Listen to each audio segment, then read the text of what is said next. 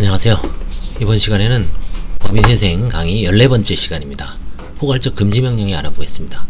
법원은 회생 절차 개시 신청이 있는 경우 법 제44조 1항의 규정에 의한 중지명령만으로는 회생 절차의 목적을 충분히 달성하지 못할 우려가 있다고 인정할 만한 특별한 사정이 있는 때에는 이해관계인이 신청에 의하거나 직권으로 회생 절차 개시 신청에 대한 결정이 있을 때까지 모든 회생채권자 및 회생담보권자에 대하여 회생채권 또는 회생담보권에 의한 강제집행 가압류 가처분 또는 담보권 실행에 의한 경매 절차의 금지를 명할 수 있습니다.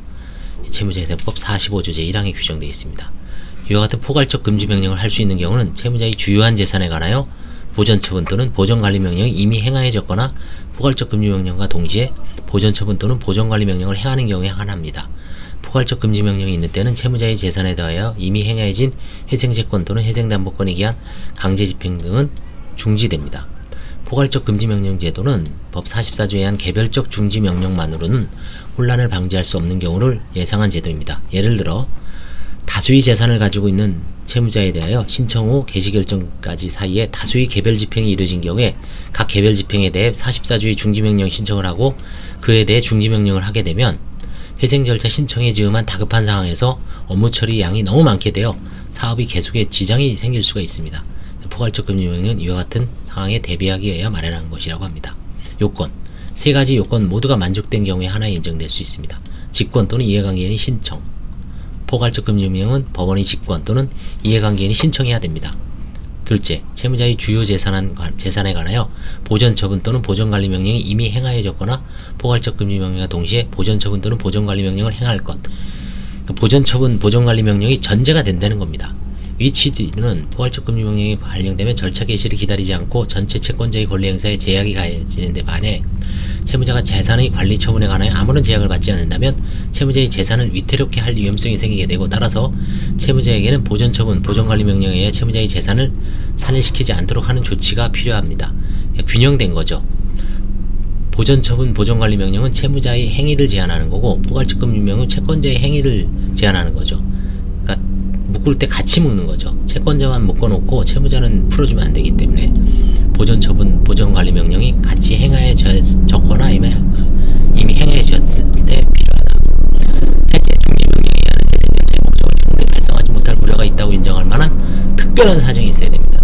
개별적 중지명령만으로는 회생절차의 목적을 충분히 달성하지 못할 우려가 있다고 볼 만한 특별한 사정을 어떻게 해석할 것인지 문제됩니다. 회생 신청을 한 회사가 다수의 거래처로부터 물품 대금을 회수할 것이 예정되어 있는 경우 또는 자산 혹은 담보 여력이 있는 자산이 전국 각지에 산재해 있고 채권자가 어떠한 자산에 대하여 어떤 권리를 행사할 것인지 알 수 없으며 집행권을 가진 채권자 상당수가 존재하는 경우 등이 이에 해당합니다.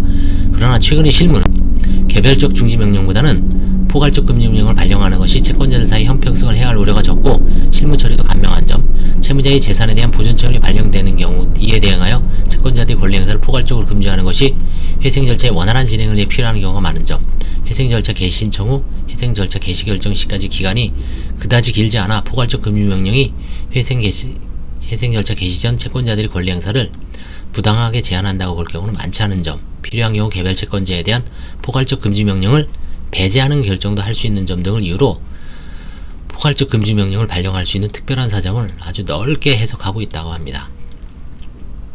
미 연방파산법은 오토스테이가 규정되어 있죠. 자동중지. 포괄적 금지명령의 대상. 포괄적 금지명령의 대상은 회생채권 또는 회생담보권에 의한 강제집행, 가압류 가처분 또는 담보권 실행에 의한 경매 절차입니다. 이 담보권 실행에 의한 경매를 임의경매라고 합니다. 강학상. 그 다음에 집행권원, 판결이라든가 공정증서에 의한 경매를 강제경매라고 하죠. 집행권원에 의한 경매. 회생절차가 개시된다면 회생채권 또는 회생담보권으로 될 채권에 기하여 채무자의 재산에 대하여 행할 강제집행, 가압류 가처분, 담보권 실행에 의한 경매 절차에 한하여 금지할 수 있습니다. 양도담보권의 실행행위에는 양도담보권에 의한 강제집행이 포함되므로 포괄적 금지명령의 효력에 의하여 금지됩니다. 환치권에 의한 것이나 공익채권으로 될 채권에 의한 절차는 금지할 수 없습니다. 체납처분 등은 그 대상에 포함되어 있지 않습니다. 따라서 포괄적 금지명령에 의하여 체납처분 등을 사전에 금지시킬 수 없고 사후적으로 개별적 금지명령에 의하는 수밖에 없습니다. 공고 및 송달. 포괄적 금지명령과 이를 변경 또는 취소하는 결정이 있다는 법원은 이를 공고하고 결정서를 채무자 및 송달인에게 신청인에게 송달해야 하며 결정의 주문을 기재한 서면을 이제 송달해야 됩니다. 자, 그럼 이제 중요한 포괄적 금지명령의 효력의 발생 시기. 포괄적 금지명령은 채무자의 결정서가 채무자에게 송달한 때부터 효력을 발생합니다. 원래 상대방은 채권자이므로 채권자에게 송달되었을 때 효력이 발생하는 견해가 있을 수 있지만 회생 절차 개시 전의 단계에서는 모든 채권자에게 알려져 있다고 할 수 없고, 또한 알려져 있는 채권자에 대한 송달 시기가 다르면 금지 종류명령의 효력 발생 시기가 개별적으로 나눠져 바람직하지 않죠. 그래서 채무자에게 결정서가 송달된 때부터 효력을 발생합니다. 회생채권자, 회생담보권자는 채무자의 모든 재산에 관하여 회생채권 또는 담보권에 기한 강제집행 등을 새로이 할 수 없게 되고, 또한 이미 행한 경우는 중지됩니다. 포괄적 금지명령인 때는 그 명령이 효력을 상실한 날의 다음 날부터 2월이 경과하는 날까지 시효가 중지됩니다. 완성돼. 이걸 중지라 그래요. 시효 중지. 시효 중지와 시효 중단은 차이점이 있죠. 시효 중단은 새로이 기산되고, 시효 중지는 그때부터 중지된 날로부터 다시 기산되죠. 취소명령. 법원은 채무자의 사업이 계속을 위하여 특히 필요하다고 인정한 때는 채무자 또는 보전관리인 신청에 의하여 강제집행 등이 중지에서 나아가 중지된 강제집행 등의 취소를 명할 수 있습니다. 아까 중지해야지 취소할 수 있다 그랬죠. 단지 이 경우에는 채권자의 권리가 침해될 위험이 중지의 경우보다 한층 크므로 법원은 채무자에게 담보를 제공하게 할 수 있습니다. 취소명령에 관한 설명은 아까 앞에 강제집행 등의 취소, 가장 중요한 것은 중지해야 취소할 수 있다. 취소만 할 수는 없다. 다만 개별적인 중지명령에 따라 중지되어 있는 강제집행 등을 취소하는 취소명령의 경우와 달리 포괄적 금지명령에 의해 중지된 강제집행을 취소하는 취소명령에 대한은 즉시항고의 방법으로 불복할 수 있도록 되어 있으나, 이와 같은 차이를 두는 것이 타당한지 입법론상 의문이라고 제기하고 있습니다. 자, 그 다음에 포괄적 금지명령의 변경 취소. 법원은 포괄적 금지명령을 변경하거나 취소할 수 있습니다.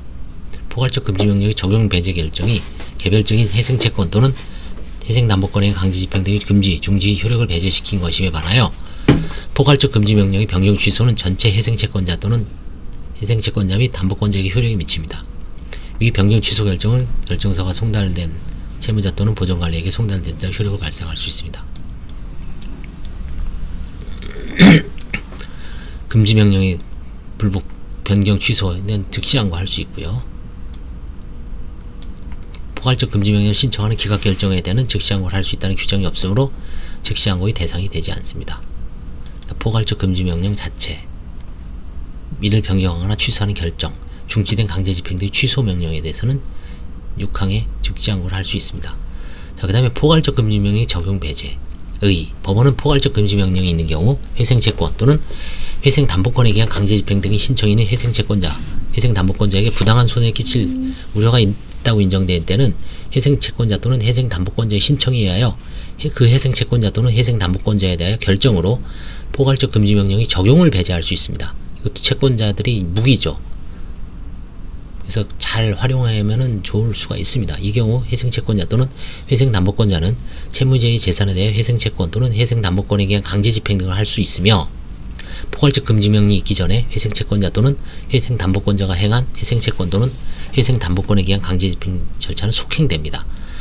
포괄적 금지명령은 채권자의 권리행사에 대한 큰 제약이죠. 그 구제수단으로서 포괄적 금지명령이 적용 배제에 관한 규정을 둔 것입니다. 부당한 손해랑 강제집행을 할 수 없는 것으로부터 생기는 개개 채권자의 불이익을 의미하는 바, 각각의 사정이 다를 것이므로 내가 이거 못 받으면 나는 부도가 납니다. 우리 사업은 어렵습니다. 이런 채권자로서는 아주 최대한 자기가 망할 수 있다는 거를 이제 잘 소명을 해야 됩니다. 시효 정지기간의 단축 넘어갔고요. 이거는 별로 중요한 게 아닙니다. 그 다음에 신청에 관한 재판은 즉시항고를 할 수 있습니다. 즉시항고는 집행정지 효력이 없습니다.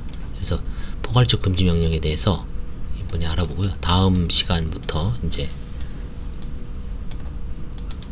다시 시작을 하겠습니다. 감사합니다.